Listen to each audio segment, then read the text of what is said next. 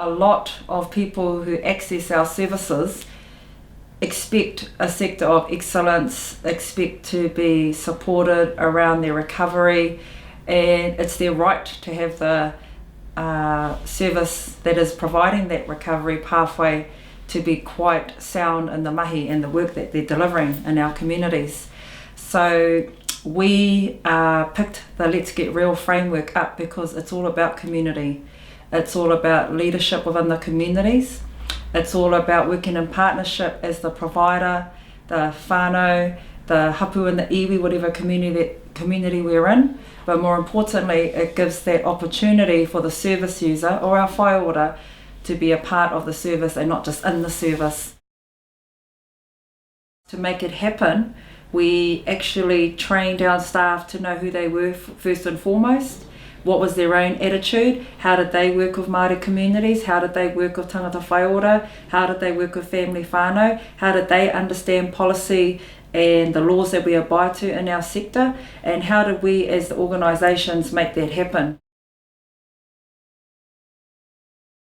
So when we picked the framework up and made it more than just a book, made it more than just a link on an email, we made it real in the philosophy and the ethos that we deliver in our communities. We could see it brought the people factor into the role. We could see that the roles and responsibilities of maybe a support worker, the administrator, the clinical teams, the peer support, that they all had to have that framework as a baseline. So when we interviewed people into our roles, we used the actual HR policies with Let's Get Real in it. So people knew from the get-go that this was an organisation that was based on heart, this was an organisation that was based on values and attitudes, but also when you came into the workplace that you knew you were joining a team that understood the same value base.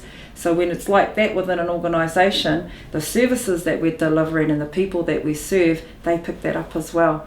So more than just a contract obligation, more than a HR responsibility from a team leader, you have champions out there with their teams, making sure it's like a check-in that are you working with Māori effectively? Are you working with our whai ora? How are you on your indicators? So it starts the conversation without it being a performance appraisal conversation. It's just a normal part of our daily work.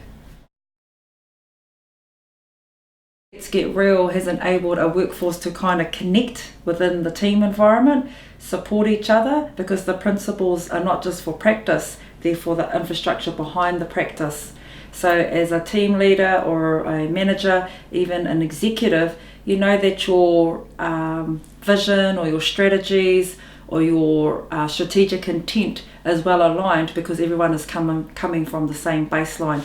So what we've seen in the organisation that I lead is a team that are not just doing the do, they're walking the talk. And that framework of Let's Get Real enables people to walk the talk, have the conversations.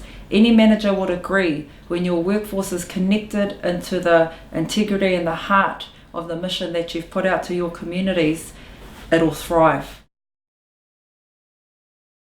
It's not going to be too much work.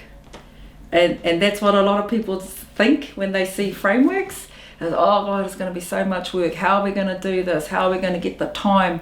When people understand that it's already the work that they're doing and that it's there as a platform, the work happens itself. So I strongly, for mental health and addiction, social services, Māori health, government agencies, we all need to have a platform baseline of how we work with people, and we believe strongly, and our success rate shows that the Let's Get Real framework enables us to do that well.